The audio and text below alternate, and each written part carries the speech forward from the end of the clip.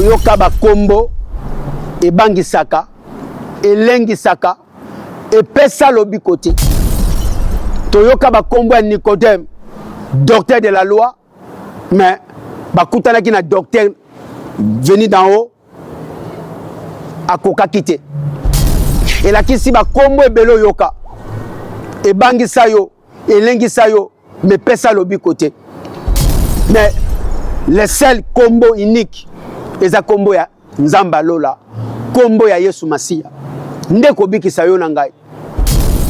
Louange à Dieu Seigneur de l'univers, maître de la rétribution. C'est toi celle que nous adorons, c'est toi celle que nous implorons notre secours. Guide-nous dans le droit chemin, le chemin de ceux qui t'ont comblé de faveur, non pas de ceux qui ont couru ta colère ni des égarés. Dieu tout-puissant, point de divinité à part lui le vivant, celui qui subsiste par lui-même, ni sommet le sang, ni sommet de la saisisse. À lui appartient tout ce qui est dans les cieux et sur la terre, qui peut intercéder auprès de lui sans sa permission. Il connaît nos passés et nos futurs.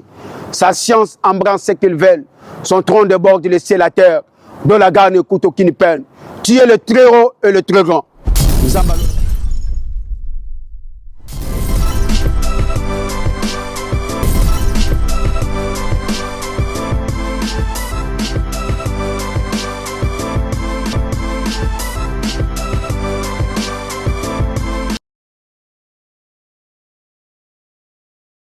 Kombo mososo ezalite oyepesa melibiso obele kombo ya Masia etonda nguya na lobiko kombo mososo ezalite oyepesa melibiso obele kombo ya Masia ndimela kaka yokobika libanda na Yesu kufwa kuzanga ye ezali kama mama congolaise papa congolais keba okosuka lokola ndindi na likolo ya manga keba okosuka lokola pese na zanda basoso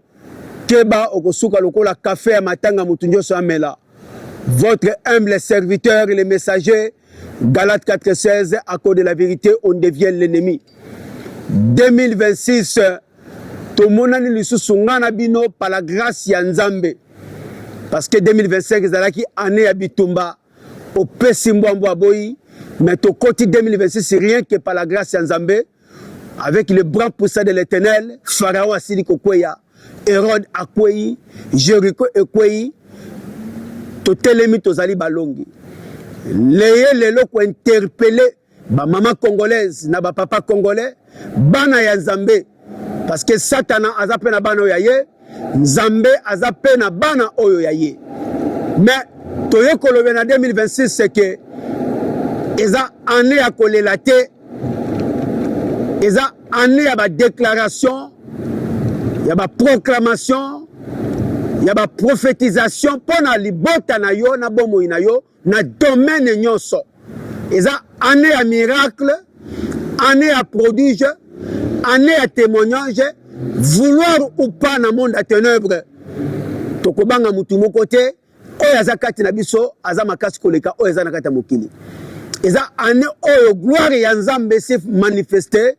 Na bomo inangai, na bomo ina mama congolaise, na bomo ya bana na Nzambe nyonso, ba oyo babanga kankolo, ba oyo batambola kana via sanctification, ba oyo babima na ba sentiment na kata ba discussion, ba oyo bayokaka ainsi dit l'Éternel, pas ainsi dit papa ni ainsi dit maman.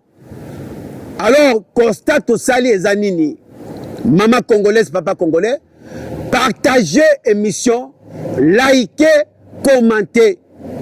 Et allez façon à bino yako contribuer pour tes messages et comment tinangele na minano na mitiyo na extrémité ya terre. Parce que tant que yozo ça ba partage, vous avez contribué na évangélisation ya nkolo bande ko na biso ba yebite baza ko yeba. Abonnez-vous, l'union fait la force. Ba maman congolaise. Abonnez-vous, ba papa congolais na kata chaîne na bino na kata Congo Bikegu TV. Sans plus tarder, nazo pesa mbote mingi pe ba bonne année na petit mais costaud, réalisateur du moment, de tous les moments, Lionel Mayaka Pongo, le génie de l'image. Toko disait la te mutu poto azala te poto ndima tozo ndima mutu tango azana bomoy. Alors lelo na ekolobe la boye 2026 maman papa s'effacer les qui sans Nzambe liboso. Efface-toi, mets l'Éternel devant. On ne peut pas prendre la place de Dieu. To bunda ki biso moko tozui résultat te. To sala ki oto ko sala tozui résultat te. Mais Nzambe a partagé la gloire na yena mutu te. Ésaïe 48 verset 11 lobi, la gloire appartient à l'Éternel, pas aux hommes.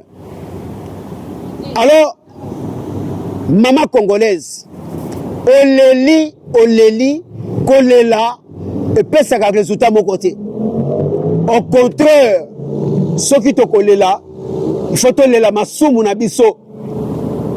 To lela bambindo baboso to na biso, pour to zali bato masumu.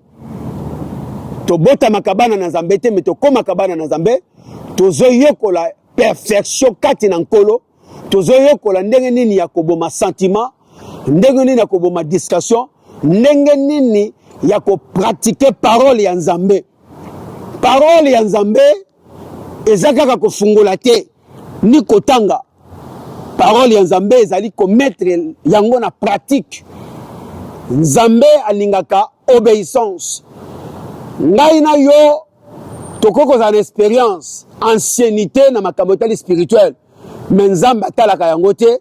Yo mtozola nanga papa mama mwana na Nzambe tobeta tolo teke nazali ancien na makambo Nzambe nazali expérience na makambo Nzambe toleki Moïse était l'homme le plus humble de la planète à kota kanate suite à désobéissance abeta nzete mbala moko ya beta yango mbala mibale mbala misato toyebi sort ya Moïse mais le col à Dieu n'est pas Dieu de mort a racheté ki na ngomba transfiguration tangu Yesu akeko sambela na Jacques na Jean na Petelo balobi Eli abimi Moïse abimi Yesu na kati qui signifie Moïse la loi Eli le prophète Nzamba limusi bango maître Yoshua atikali ye moko elingi koloba le guide médiateur entre les hommes et Dieu c'est Jésus-Christ de Nazareth. La voie, le chemin, la vérité. Alors, maman congolais, 2026, c'est un koloba. Gardons nos silences. L'Éternel combattra pour nous. Pourquoi? Toluka ki kobunda na bandoki ya famille. Toluka ki kobunda na bandoki ya média. Toluka ki kobunda na bandoki ya église et bâtiment. Kobosana te. Ata église etondi 300 personnes kokasa bango nyonso baba na Nzambe te bisika bandoki balukaka koyoko bombama eza na kati na église wana fo yeba yango bisika bato na soloka balingaka koyobombama eza na kati na église alors yeba ke ndoki na kati na église alukaka akoma na ceinture ya pasteur alukaka akoma au actionnaire alukaka akoma au protocole alukaka akoma au intercesseur alukaka poste songolo mpakala bando occupé bazala ba grand donateur na kati l'église surtout ceux qui mukambi visionnaire vie de prière ezate bako encercler bako toufer mais ceux qui azali aigle spirituel akoyeba ba plan na ba baza ko sala wana ezalaki moi mukamba parenthèse na fungoli pour ko lakisa yo ke tikala koyeba ke église ezali mutema parole ko tango na pratique ndeto komona loboko ya nkolo. Alors 2026 eza année ya kolela lisusu te eza année ya lamentation te ya kolela komilila te koyima yima te komirimire te eza année ya la foi audacieuse eza l'année ya kondima ya solo eza année ya kotika Nzambe aleka liboso na bitumba na yo songolo mpakala ya libala oza koluka, ya maboto oza koluka, ya mikanda, ya bandaku, biloko ya mokili. Tout d'abord, recherchez d'abord le royaume des cieux et la justice. Le reste sera nous donné par-dessus.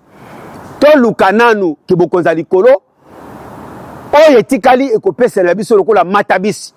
Matabisi eza nini? Oyo yo lukaka nzambe apesa yo. Tikala koyeba nzambe balukaka ina intérêt te. Tikala koyeba baflataka nzambe te. Tikala koyeba basombaka nzambe te. Eza na biloko oyo echangeaka décision ya nzambe. L'obéissance, na kata obéissance okokuta la crainte de Dieu. Echangeaka décision ya nzambe. Ndenge nzambe achangeaki décision na ye pona Ezekiel, roi Ezekiel abakiselaki mbula 15 alobaki kokufa lisusu te. Ayebisaki nzambe, souviens-toi de moi, ba bienfait na ye. Comme j'ai nettoyé l'Israël. Laissaki. Alors pourquoi pas babakiselaki mbula 15. Alors, maman congolaise, papa congolais, 2026, tala ngaina tala, ceux qui toza na vie à sanctification, tola ta kondima. Ata bitumbe umeli, nzambe mutu akokangola, nzambe mutu akopesa victoire. Devoir ya ngana yo, ezaka devoir ya ba déclaration, proclamation, prophétisation, makambo kitoko, tongo midi pourquoi. Mais bitumba, tikela nzambe, ngana tikela nzambe. Tozotanga na Exode chapitre 14. Que dit la parole? Nzamba lobi boye. L'Éternel combattra pour vous et gardez le silence. Nzamba zoyebisa bana na Israël na kobundela bino me bovanda nye. Na Exode chapitre 14 verset 14. Na chapitre 15 baza ko continue kolela. Nzamba yebisi Moïse. Alobi Moïse, pourquoi s'écrit au milieu des enfants d'Israël? Pona nini kolelezo si la bangote nazoyoka kolelezo matelanga na matoi. Wana na chapitre Exode 14 verset 15. Baza ko continue kolela. Ok na verset 14 na balobaki bovanda kimia nganza mena kobundela bino. Mais bazoyoka kaka te ndenge ezali be erreur spirituelle oyo ngai na yo tosalaka mbula na mbula tozolela tozo répéter même likambo toza kosala nzambe rappel na même likambo. Ok ezali na bitumba oyo banguna yo yebi na ba oyo yebite banguna oyo yo yebite onga na yebite bazali ebele koleka ba oyo to yebi wana ifo yeba yango muta bundelaka biso eza nzambe soki nzambe te osila kokota patin na kota patin bakotizela yo basusu pe batiola ebembeno batiola ya ngai mais par la grâce ya nzambe tozali ba oyo tozali elakisi parole ya nzambe ekoseko proclamer partout tokoluka simisi te tokoluka kazaka te biloko wana ekolanda biso parce que eza ya biso bana na nzambe mais nzambe ekoloba tika kolela tika komitungisama lata kondima banga nkolo okomona resultat bitumba na yo. Na verset 16 nzambe ayebisi Moïse, lève-toi, prends ton verge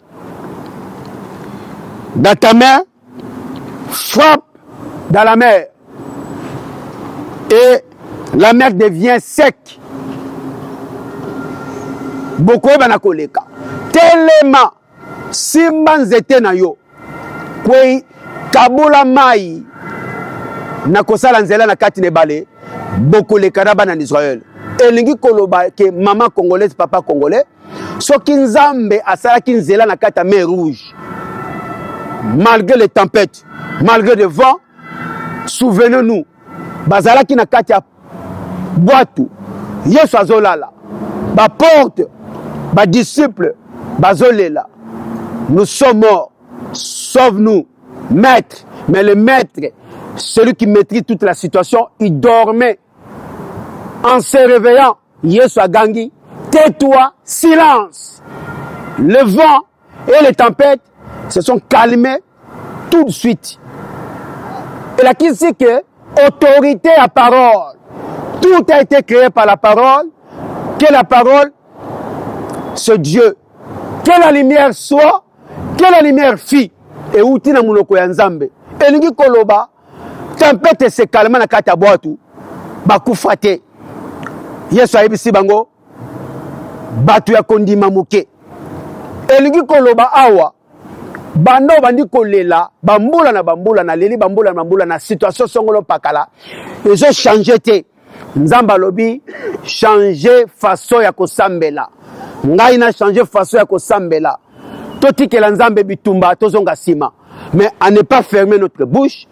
Matin, midi, soir, nous déclarons, nous proclamons, nous prophétisons de bonnes choses.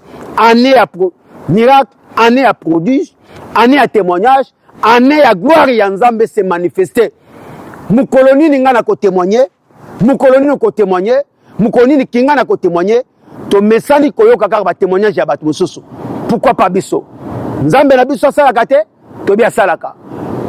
Totala parcours na biso, bisika nini oyo to kangami. 2026 c'est là qui c'est que gardons silence, l'Éternel combattra pour nous contre tous nos ennemis. Goliath il faut quoi en 2026. Hérode il faut quoi en 2026. Pharaon il tombera en 2026. Jéricho tombera en 2026. Allez-y comprendre ce qui mer rouge est là qui séparé par la parole de Moïse, le prophète de l'Éternel. Et là qui c'est que mer rouge na yo yangai ya Lionel Makapongo ya mutusongolo pakala il faut ekoya. Voilà ce que Dieu nous attend de nous, de témoigner, de proclamer un miracle, un miracle et comme instantané na bomo na biso. Alors ne pas oublier magoko kanga munoko. Okova na nyenzamba bunda, mais faut yeba principe tozana ténèbres na lumière. Ténèbres eza oyo bazosala misala ya soloka na kata ba hôtel satanique diabolique. Les enfants de la lumière, c'est les enfants qui proclament la gloire, l'élévation, succès, bénédiction, autorité. Nous faisons ya biso. Maintenant quand l'hiver se paie balalité, tikala koyeba satan na lalité. Bandoki ya famille balalité. Bandoki ya média balalité. Bandoki ya église bâtiment pe balalité. Bandoki oyo yebi na musala balali pété. Nzambe tozo salela azali omniscient, omnipotent, omniprésence. Mais ennemi azali omniprésence c'était. Azana ba agent na ye, ba pété confiance, ba colite na ye, oya utilisaka. Bazape na quartier vandaka, bazape na meuble vandaka. L'ennemi est partout. Bandoki bazali partout. Yonde ufoyeba nani azo combattre yo tika ye na maboka nkolo yo détruire ye na maloba na pouvoir ba pesi yo. David alobi na psaume 35, David, roi David, en même temps prophète, mutakoma psaume de 1 jusqu'à 150 ba prière ya kafu kafu kati na Biblia. Oh David akoma. Mais David amoni bitumbeleke bele abi bitumba oyo ngama on kokangote. Il faut na belle là au secours. Il y a les bras poussés de l'Éternel.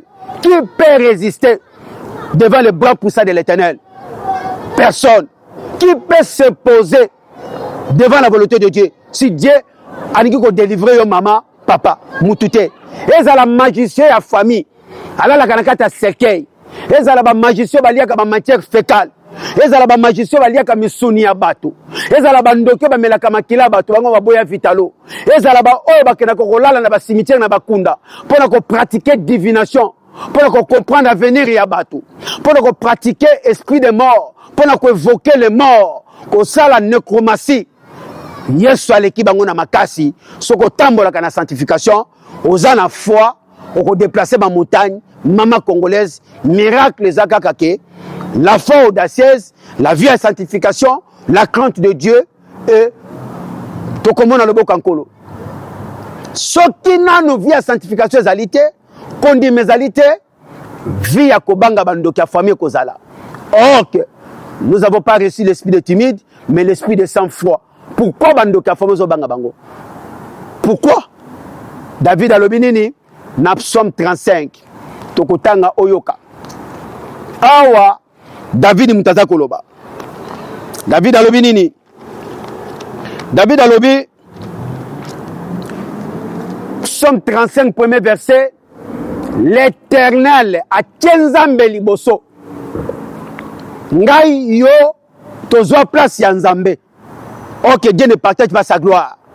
Yo leki liboso. Bandoki baza ebele okobuna na bango ndenge nini.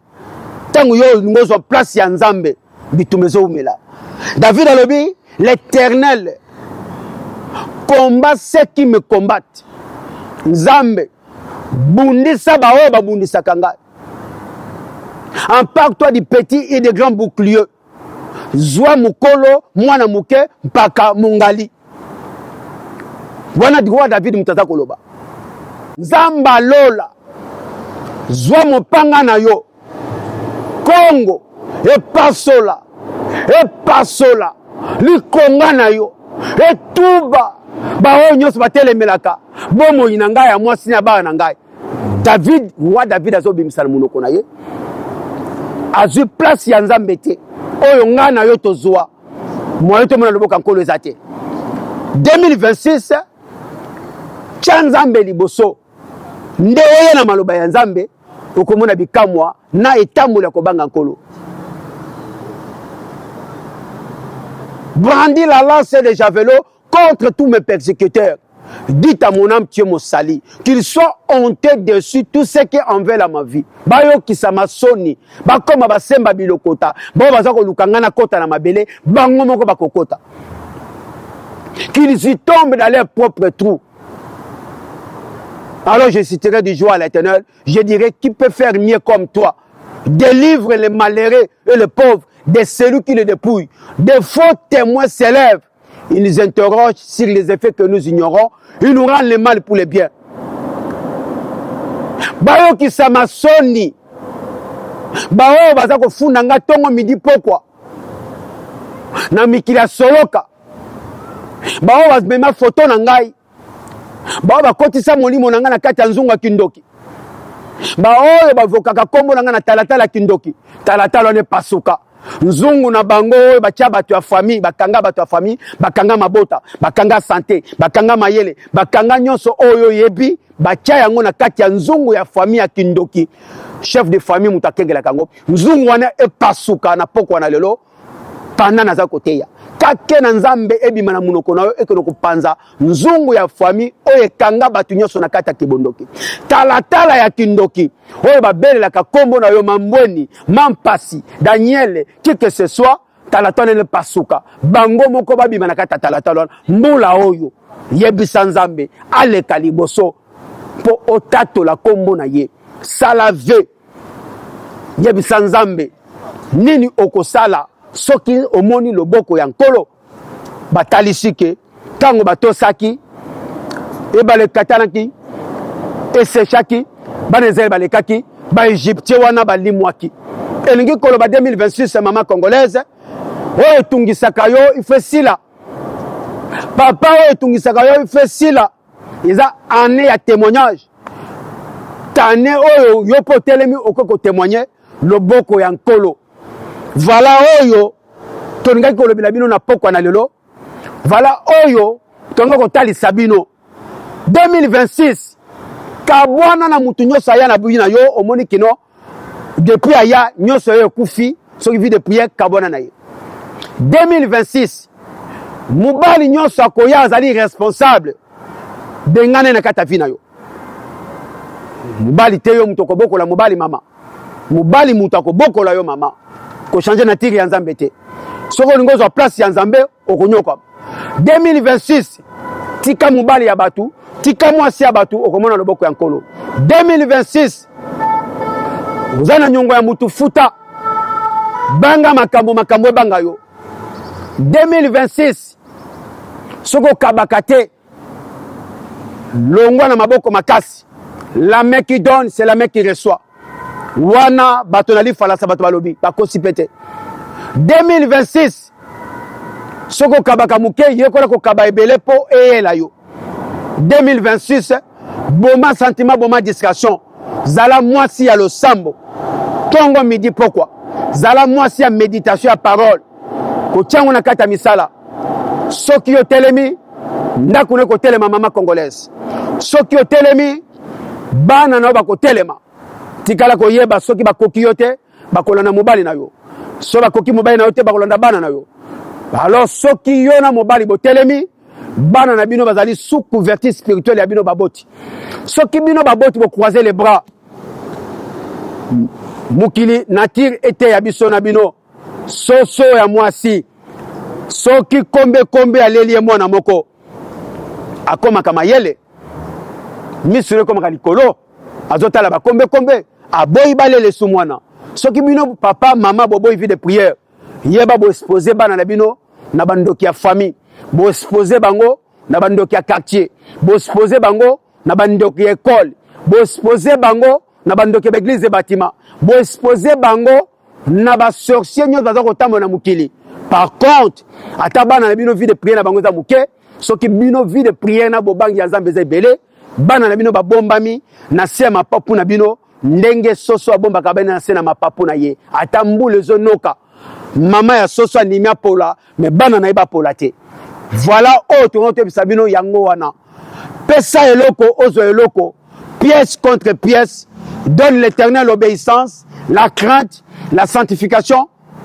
Tu verras la main de Dieu dans ta vie. Nzambe alola abomba abate labino baiba yambinga na banda kuna bango. Partagez message en kolo. Nzamba kanisela pe ba oyo baza ko partager ezali moyen évangélisation na bino boza ko sala. Ba pota miteme na bino kauka. Bitumba bomo na bino nzamba kota yango. Bae bazali sima. Bae bazoki place ya Nzambe batikela Nzambe place. Bae bazo banga Nzambe te basenga bolimbisi.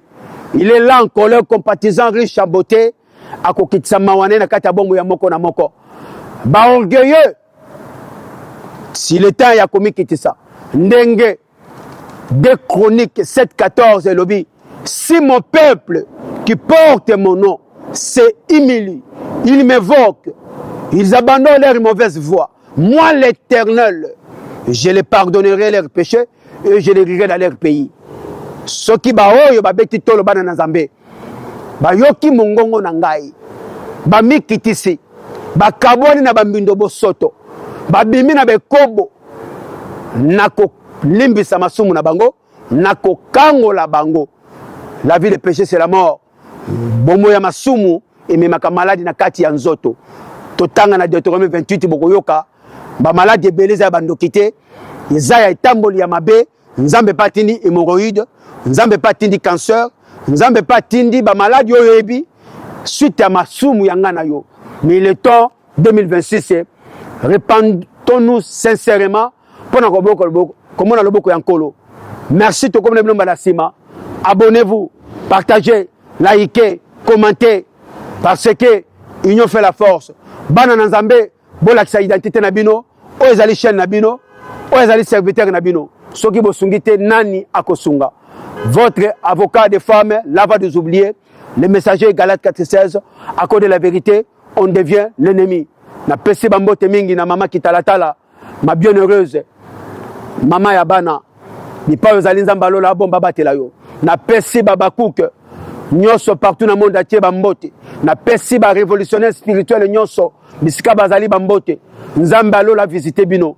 Toyoka ba kombo ebangisaka elengisaka epesa lobi côté toyoka bakombo ya Nicodème docteur de la loi mais bakutanaki na docteur venu d'en haut akoka kite elakisi bakombo ebele oyoka ebangisa yo elengisa yo mais pesa lobi côté mais le seul combo unique eza kombo ya Nzamba lola kombo ya Yesu Masia ndeko bikisa yo na ngai.